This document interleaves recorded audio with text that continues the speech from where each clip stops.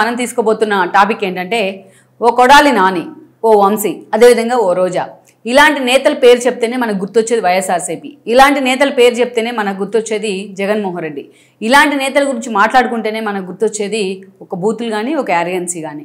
అలా తమ యాటిట్యూడ్తోని, తమ యారిగెన్సీతోని, వెనక ముందు ఆలోచన లేకుండా తమ మాట్లాడిన తీరుతోని ఈరోజు వాళ్ళు బొక్కబోర్లా పడటమే కాదు, వైఎస్ఆర్సీపీ భవిష్యత్తును కూడా నిజంగానే వాళ్ళు డైలమాలో పడేశారు. నిజానికి వీళ్ళు ముగ్గురే కాదు, అనిల్ కుమార్ యాదవ్ దగ్గర నుంచి గుడివాడ దాకా, ద్వారంపూడి చంద్రశేఖర్ దాకా చాలామంది నేతలు ఉన్నారు. బట్ వీళ్ళు ముగ్గురు వాళ్ళకంటే కొంచెం సపరేట్ అనుకోవచ్చు, వాళ్ళకంటే ఒక 2 ఆకులు ఎక్కువే చదివాడు అనుకోవచ్చు. అందుకే వీళ్ళ ముగ్గురు గురించి కూడా మనం మాట్లాడుకోవాల్సిన సందర్భం ఉంది ఈ రోజున. అయితే వీళ్ళ నుంచి వైఎస్ఆర్సీపీ పాఠాలు ఎంతవరకు నేర్చుకుంది ఈ 1 ఇయర్ కాలంలో?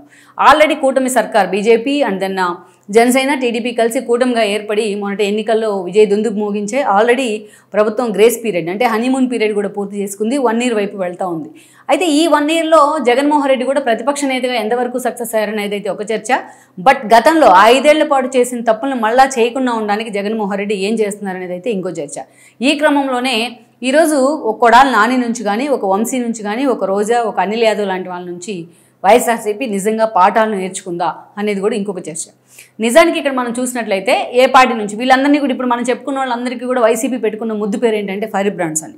నిజానికి ఫైర్ బ్రాండ్స్ అంటే ఏ పార్టీ తరపునైనా అంతే అగ్రెసివ్గా వాయిస్ వినిపిస్తేనో, ప్రజల కోసం రోడ్డు మీదకి వచ్చి కొట్లాడితేనో, ప్రజల సమస్యల కోసం అంతే స్థాయిలో చట్టసభల వేదికగా గళం వినిపిస్తేనో వాళ్ళని ఫైర్ బ్రాండ్స్ అంటారు. యాక్చువల్గా ఫైర్ బ్రాండ్స్ అంటే ఆ ఇమేజ్ ఉంటుంది. అలా ఎంతోమంది స్టాల్ వార్డ్స్ లాంటి నేతలు చట్టసభలను ఆయా పార్టీల నుంచి రిప్రజెంట్ చేశారు, ఫైర్ బ్రాండ్స్ అనే ఇమేజ్ తెచ్చుకున్నారు. కానీ వేరే వైసీపీలోకి వచ్చినట్లయితే ఎవరైతే బూతులు మాట్లాడతారో, ఎవరైతే జగన్మోహన్ రెడ్డి స్కిన్ సేవ్ చేయడం కోసం ఆ బూతుల్ని ఎండార్స్ చేస్తూ ఉంటారో, ఎవరైతే ఎదుటి ఉంది ఎంతటి వాళ్ళైనా లెక్క చేయకుండా నోటికి అడ్డు అప్పు లేకుండా ఆ స్థాయిలో రెచ్చిపోతూ ఉంటారు, వాళ్ళందరినీ కూడా వైసీపీలో ఫైర్ బ్రాండ్స్ అని చెప్తూ ఉంటారు. వాళ్ళే వైసీపీలో ఇప్పుడు దాకా మనం చెప్పుకున్న ఫైర్ బ్రాండ్స్ అన్నీ కూడా. అయితే ఎంత ఎగిరి పడితే అంతకు రిటర్న్ గిఫ్ట్ అదే స్థాయిలో తిరిగి వస్తుందంటానికి కూడా ఇలాంటి వాళ్ళే ఉదాహరణ.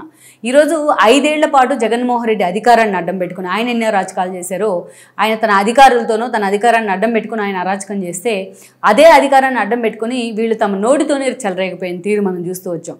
అయితే ఒక పొలిటీషియన్ అనేవాడు ఎలా ఉండకూడదు, ఒక అవకాశం వస్తే దాన్ని పొలిటీషియన్స్గా మెజారిటీ ఉంటారు కానీ అందరికీ అవకాశం రాదు, మంత్రులుగాను ఇంకొకటో పార్టీలు ఎమ్మెల్యేలు గాను ఎంపీలు గాను డబ్బులు ఉన్న వాళ్ళు చాలామంది ఉంటారు కానీ అదృష్టం కూడా కలిసి రావాలంటారు రాజకీయాల్లో. కానీ అలాంటి అవకాశం వస్తే ఎలా ఉండకూడదు అనడానికి ఇలాంటి ముగ్గురు కూడా ఒక ఉదాహరణ అని మనం చెప్పుకోవచ్చు. ముందుగా మనం చూసినట్లయితే మనం చెప్పుకున్నట్టు కొడాలి నాని.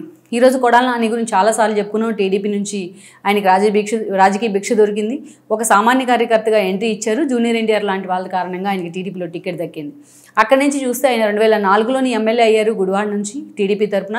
2009లో కూడా ఎమ్మెల్యే కావడం జరిగింది.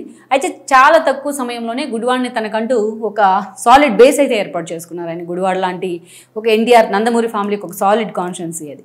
అక్కడి నుంచి మనం చూసుకున్నట్లయితే గుడివాడ తర్వాత అక్కడ 2009 తర్వాత జగన్మోహన్ రెడ్డి పార్టీ పెట్టిన పరిస్థితుల్లో టీడీపీని వీడి 2014 ఎన్నికలకు ముందు ఆయన పార్టీలో చేరారు వైఎస్ఆర్సీపీలో.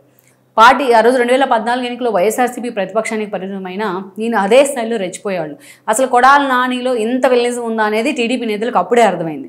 అటు అసెంబ్లీ అయినా, ఇటు బహిరంగ సభ అయినా, అది ప్రెస్ మీట్ అయినా, పార్టీ వేదిక అయినా అదే స్థాయిలో కొడాలి నాని రెచ్చిపోతూ ఉండేవాళ్ళు చంద్రబాబు నాయుడిని, లోకేష్ మీద.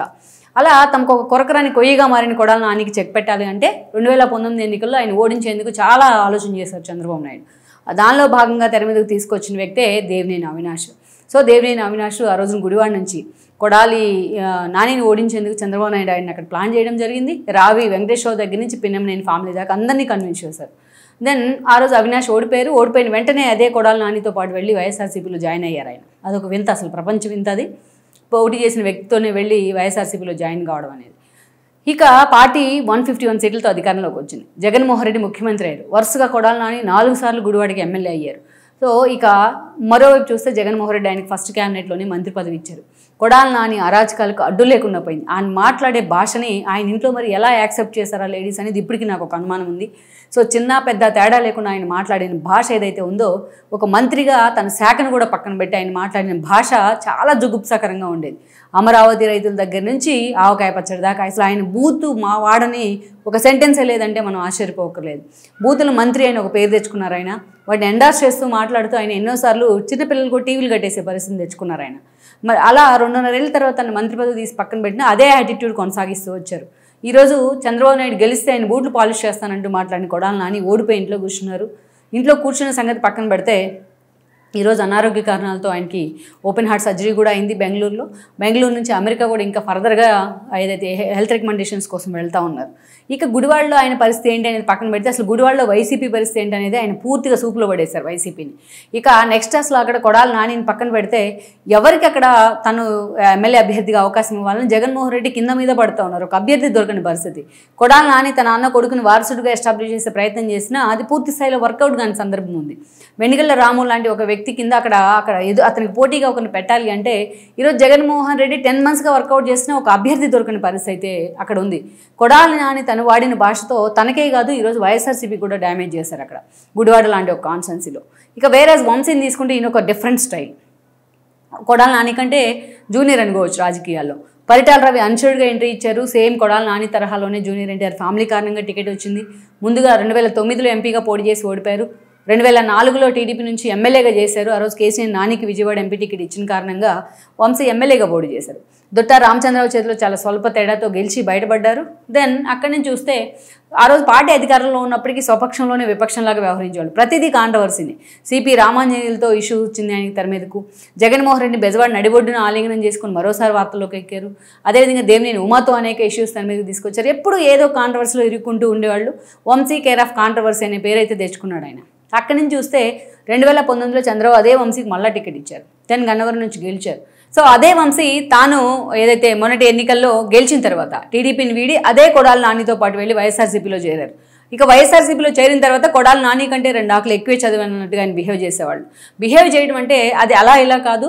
లోకేష్ని ఆయన ఫ్యామిలీని, భువనేశ్వరిని, అదేవిధంగా లోకేష్ పుట్టుకుని టార్గెట్ చేస్తూ ఎప్పుడు కూడా వార్తల్లో ఉండేవాళ్ళు. ఆయన ఎంత అసహ్యకరమైన భాషతోనే ఆయన అసెంబ్లీ వేదికగా మాట్లాడిన మాటలతో చంద్రబాబు నాయుడు కూడా కన్నీళ్లు పెట్టుకున్న పరిస్థితి. తాను అసెంబ్లీకి రావాలంటే సీఎం అయిన తర్వాతే వస్తానంటూ కూడా ఆయన మాట్లాడిన పరిస్థితి ఉంది ఆ రోజున. అలా కొడాలి నాని, వంశీ ఇద్దరు కూడా ఒక యాంటీ సోషల్ ఎలిమెంట్స్ లాగా తయారయ్యారు. వంశీ లాంటి వాళ్ళ వెంట టీడీపీ నుంచి వచ్చిన నేతలు కూడా ఆయన అసహించుకున్నారంటేనే మనం అర్థం చేసుకోవచ్చు ఆయన భాష ఎలాంటిది అనేది. ఇక కొడాలి నానిని మంత్రి పదవి నుంచి తీసి పక్కన పెట్టాక వంశీ ప్రయారిటీ కూడా కొంత తగ్గుతూ వచ్చింది అనుకోవాలి ఆ పార్టీలో. కానీ జూనియర్ ఎన్టీఆర్ని ప్యాంపర్ చేసే క్రమంలో, జగన్మోహన్ రెడ్డి స్కిన్ చేసే క్రమంలో వీళ్ళిద్దరూ చాలా దూరం వెళ్ళిపోయారు చాలా సందర్భాల్లో. ఇక అందుకనే యార్లగడ్డ వెంకట్రావు లాంటి ఒక వ్యక్తి ఆ పార్టీ నుంచి ఎగ్జిట్ అయ్యి టీడీపీలో చేరారు. విత్ ఇమీడియట్ ఎఫెక్ట్ లోకేష్ ఆయనకి టికెట్ ఇవ్వడం జరిగింది పాదయాత్రలో భాగంగా. నేను యార్లగడ్డ వెంకట్రావు చేతిలో మొన్నటి ఎన్నికల్లో వంశీ ఓడిపోయారు. ఓడిపోక ముందు ఒక ఎత్తు, ఓడిపోయిన తర్వాత వంశీ తీరు ఒక ఎత్తు అన్నట్టుగా వ్యవహారం ఉంది. గన్నవరంలో పార్టీ ఆఫీస్ తగలబెట్టిన కేసులో వంశీ అరెస్ట్ అయ్యారు. పూర్తి ఆధారాలతో సహా కూటమి సర్కార్ ఆయన ఫిక్స్ చేసింది. కానీ ఈరోజు చూస్తే అది కేవలం ఒక చిన్న కేసు మాత్రమే. తీరా ఆయన అరెస్ట్ అయ్యాక చూస్తే ఆయన మీద 60కి పైగా క్రిమినల్ కేసులు ఉన్నాయి. రిమాండ్ల మీద రిమాండ్లు పడుతున్నాయి. ఈరోజు ఎప్పుడు వంశీ బయటకు వస్తారో తెలియని పరిస్థితి. ఆయన ఆహార్యం పూర్తిగా మారిపోయింది. ఆయన వేషభాషలు కూడా మారిపోయాయి. సొంత కుటుంబ సభ్యులే జైల్లో ఉన్న వంశీని ఈరోజు ఆయన వంశీయేనా అని గుర్తుపట్టలేని పరిస్థితి కనిపిస్తోంది. ఇక ఇప్పట్లో ఆయన బయటకు వచ్చే సిచ్యువేషన్ కనిపించట్లేదు. అలాగని ఆయన వచ్చి గన్నవరం టేక్ ఓవర్ చేసుకొని మళ్ళీ ఎమ్మెల్యేగా కంటెస్ట్ చేసే సిచ్యువేషన్ అయితే అసలే కనిపించట్లేదు. అందుకే ఇక్కడ మనం చూసుకుంటే ఒక వంశీ కావచ్చు, ఒక రోజే కావచ్చు, అటు గుడివాడైనా, గన్నవరమైనా, ఇటు నగరి అయినా, అదేవిధంగా ఈ కాన్స్టిట్యున్సీని వీళ్ళ కారణంగా వైఎస్ఆర్సీపీ భవిష్యత్తును కూడా అక్కడ డైలమాలో పడేశారు. జగన్మోహన్ రెడ్డి బాగా మాట్లాడుతున్నారు అనుకుని వీళ్ళని ప్యాంపర్ చేసి ఉండొచ్చు. కానీ వీళ్ళ యాటిట్యూడ్ కారణంగా పూర్తిగా వైఎస్ఆర్సీపీ డైలమాలో పడింది వాళ్ళ 3 కాన్స్టిట్యున్సీలో. అలాగే ఇక రోజా విషయానికి వచ్చినట్లయితే టీడీపీ నుంచి తన రాజకీయ ప్రస్థానం ఉంది. టీడీపీలో ఆమె శివప్రసాద్ లాంటి వాళ్ళ కారణంగా టీడీపీలోకి జాయిన్ అయ్యారు. జాయిన్ అయిన తర్వాత ఆమెకు మహిళా అధ్యక్షురాలు పదవి ఇచ్చారు చంద్రబాబు నాయుడు. ఆ తర్వాత చూస్తే ఆవిడ ఒకసారి నగర్ నుంచి, ఒకసారి చంద్రగిరి నుంచి పోటీ చేసి ఓడిపోయారు. ఓడిపోయిన వెంటనే వైఎస్ రాజశేఖర రెడ్డి రెండోసారి ముఖ్యమంత్రి అయితే ఆయనకు బొకే ఇస్తే ఆయన హెలికాప్టర్ ప్రమాదంలో చనిపోయారు. జగన్మోహన్ రెడ్డికి కలిస్తే జగన్మోహన్ రెడ్డి జైలుకు వెళ్లారు. అప్పట్లో కాంగ్రెస్ మహిళా అధ్యక్షులుగా ఉన్న గంగా భవాని లాంటి వాళ్ళు కూడా రోజు అది ఐరన్ లెగ్ అంటూ విమర్శించిన సందర్భాలు ఉన్నాయి. జగన్ జైలు నుంచి బయటకు వచ్చిన తర్వాత ఆవిడ ఎమ్మెల్యేగా పోటీ చేశారు. ఫస్ట్ టైం గాలి ముద్దుకృష్ణని ఓడించి మరీ గెలవడం జరిగింది. ఇఫ్ ఐఎమ్ కరెక్ట్, నేను ఆ రోజు జర్నలిస్ట్గా ఉన్నాను, ఆ పార్టీ బీట్ కూడా చూస్తూ ఉన్నాను. రోజు ఆ రోజు మాట్లాడిన ఒక మాట నాకు ఇప్పటికీ గుర్తుంది. నేను గాలి ముద్దుకృష్ణనాయుడు మీద పోటీ చేయలేదు, నేను యుద్ధం చేశానంటూ కూడా మాట్లాడారు ఆవిడ. నిజంగా ఒక మంచి డైలాగ్ అది. నిజంగా ఆవిడ యుద్ధమే చేసింది. యుద్ధంలో లౌక్యం ఉండాలని శ్రీకృష్ణుడు భగవద్గీతలో ఎప్పుడో చెప్పారు. కానీ తాను గెలిచిన తర్వాత అలాంటి లౌక్యాలు కానీ, అలాంటి ఏమన్నా కొంచెం మంచితనాన్ని కానీ, అలాంటివన్నీ కూడా రోజా వదిలిపెట్టారు. తన మూలాలేంటి, తను ఎక్కడి నుంచి వచ్చాను, ఏ స్థాయికి వచ్చాను అన్న విషయాన్ని కూడా పక్కన పెట్టి తన నోటికి పనిచెప్పే ప్రయత్నం చేశారు. ఆ నోరే వైఎస్ఆర్సీపీని, ఆ భవిష్యత్తుని కూడా చాలా దూరం తీసుకెళ్ళింది. ప్రతిపక్షంలో ఉన్నప్పటికీ అటు అసెంబ్లీ వేదికగా, ఇటు బయట ఆమె చేసిన బిహేవియర్తో 2 ఏళ్ల పాటు అసెంబ్లీ నుంచి సస్పెండ్ అయింది. ఇక అదేవిధంగా సుప్రీంకోర్టు కూడా ఆమెకు మొట్టికాయలు వేసిన పరిస్థితి అయితే ఉంది. అదే రోజా మళ్ళా గాలి కృష్ణారెడ్డి కొడుకుని ఓడించి మరోసారి ఎమ్మెల్యే అయ్యారు. ఈసారి ఆమెకు ఏపీఐసీ పదవి దక్కింది. జగన్మోహన్ రెడ్డి ప్రభుత్వంలో 2.5 ఏళ్ల తర్వాత టూరిజం శాఖ మినిస్టర్ అయింది. ఎవరైనా సరే ఒక సామాన్య కుటుంబం నుంచి వచ్చి, సరే ఆవిడ ఇండస్ట్రీలో ఎలా ఉన్నప్పటికీ రాజకీయాల్లోకి వచ్చిన తర్వాత చాలా తక్కువ టైంలో 2 సార్లు ఎమ్మెల్యే కావడం, ఒకసారి మంత్రి కావడం అంటే అది మామూలు విషయం కాదు. సీనియర్ జర్నలిస్టులుగా మేమైనా సరే ఎవరైనా సరే అలాంటి మహిళలకు అవకాశం వస్తే వెల్కమ్ చేయాల్సిందే. కానీ వేరే రోజా విషయానికి వచ్చినట్లయితే ఒక మహిళా నేత ఎలా ఉండకూడదు అంటానికి ఆవిడ లైవ్ ఎగ్జాంపుల్. ఎందుకంటే చాలా తక్కువ టైంలో ఆ స్థాయికి వచ్చిన తర్వాత ఎవరైనా తమ సక్సెస్ని చూసి రెచ్చిపోరు. కానీ వేరే రోజా మాత్రం జగన్మోహన్ రెడ్డి కోసం ఏ స్థాయికైనా వెళ్ళి మాట్లాడేది. గట్టు తెగిన గోదావరి అనిపించుకుంది ఆవిడ నోరు. సో దాని ఫలితమే ఈరోజు ఋషికొండ వ్యవహారం, భూముల వ్యవహారం దగ్గర నుంచి ఏదైతే టీడీడీలో అక్రమంగా ఆవిడ ఏదైతే జనాల్ని తన మందిని వేసుకొని వెళ్ళి విఐపీ దర్శనాలు చేయించడం వరకు అనేక కేసుల్లో రోజా ఇరుక్కుని ఉన్నారు. ఈరోజు నగరం నుంచి మొన్నటి ఎన్నికల్లో ఘోరాతి ఘోరంగా ఓడిపోయారు. సొంత పార్టీలో ఉన్న కేజే శాంతి కుమార్ లాంటి వాళ్ళు, పెద్దిరెడ్డి లాంటి వాళ్ళే ఆమెను వ్యతిరేకించే పరిస్థితి ఉంది ఈరోజు. ఇక కొన్నాళ్ళ పాటు అసలు ముఖం కూడా చూపించకుండా ఇటీవలే జగన్మోహన్ రెడ్డి పుణ్యమని మళ్ళీ పార్టీలో యాక్టివ్ చేసే ప్రయత్నం చేస్తున్నారు. అసలు నగరంలో రోజా నుంచి ఉంటే మేము అక్కడ సహకరించమంటే ఓపెన్గా స్టేట్మెంట్ ఇస్తూ ఉన్నారు చాలామంది క్యాడర్ కూడా ఈ రోజున. అలా నగరి కావచ్చు, గుడివాడ కావచ్చు, గన్నవరం కావచ్చు, వీళ్ళు ముగ్గురు కూడా జగన్మోహన్ రెడ్డి కోసం పనిచేస్తున్నామని ఇన్ని రోజులు వాళ్ళు భ్రమంలో ఉన్నారు. జగన్మోహన్ రెడ్డి కోసం కూడా తన కోసం వీళ్ళు ఎంత దూరమైన బూతులు మాట్లాడుతున్నారంటూ వాళ్ళని ఎండార్స్ చేస్తూ వాళ్ళని ప్రమోట్ చేస్తూ వచ్చారు. కానీ వీళ్ళు ముగ్గురు ఇలాంటి వాళ్ళు చేసిన పని, వీళ్ళు ముగ్గురే కాదు, అనిల్ కుమార్ యాదవ్ దగ్గర నుంచి ద్వారంపూడి దాకా చాలామంది ఉన్నారు ఇలాంటి ఫ్రైడ్ బ్రాండ్స్.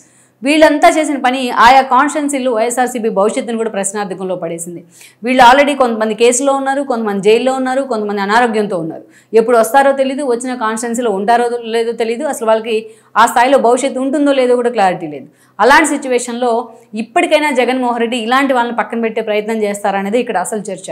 పార్టీ అధికారాన్ని కోల్పోయి 1 yearగా వస్తుంది. ఎలా టీడీపీ అధికారంలోకి వచ్చి 1 year అవుతుందో కూటమి, అదేవిధంగా పార్టీ అధికారం కోల్పోయి 1 yearగా వస్తుంది. ఈ 1 year కాలంలో జగన్మోహన్ రెడ్డి నేర్చుకున్న పాఠాలు ఏంటి, వైఎస్ఆర్సీపీకి నేర్పించిన పాఠాలు ఏంటి, ఇలాంటి వాళ్ళని చూసి ఎలా నేతలుగా ఉండకూడదు అనడానికి ఇలాంటి వాళ్ళని ఎగ్జాంపుల్గా ఎందుకు చూపించలేదు అనేది ఒక చర్చ. అలాంటి వాళ్ళ కోసమే మళ్ళీ జగన్మోహన్ రెడ్డి ఈరోజు మాట్లాడుతున్న తీరు మిగతా నేతలను కూడా ఒక అసహ్యాన్ని కలిగిస్తోంది. అదే రోజా లాంటి వాళ్ళు, అదే కొడాలి నాని నోటి దూర్సు కారణంగానే మేము ఓడిపోయామని చాలామంది ఓడిపోయిన నేతలు మాట్లాడారు, ఒక కేతిరెడ్డి దగ్గర నుంచి ఒక అనిల్ కుమార్ యాదవ్ దాకా. కానీ జగన్ మరోసారి వాళ్ళని ప్యాంపర్ చేసే విధంగా వ్యవహరిస్తున్న తీరు మాత్రం ఆ పార్టీకి అయితే డైజెస్ట్ కావట్లేదు. మరి జగన్మోహన్ రెడ్డి ఇలాంటి నేతల్ని ఎగ్జాంపుల్గా చూపిస్తే ఈసారి ఆ 11 సీట్లు కూడా వచ్చే అవకాశం లేదన్న మాట అయితే వాస్తవం, రాసి పెట్టుకోవచ్చు దాన్ని. సో మరి అలాంటప్పుడు ఎలా ఉండకూడదు, వీళ్ళ నుంచి జగన్మోహన్ రెడ్డి ఏం పాఠాలు నేర్చుకున్నారు, తన పార్టీ నేతలకు ఏం పాఠాలు నేర్పించారన్నదే భవిష్యత్తులో ఆ పార్టీ భవిష్యత్తును కూడా నిర్ణయించబోతుంది అన్నది వాస్తవం.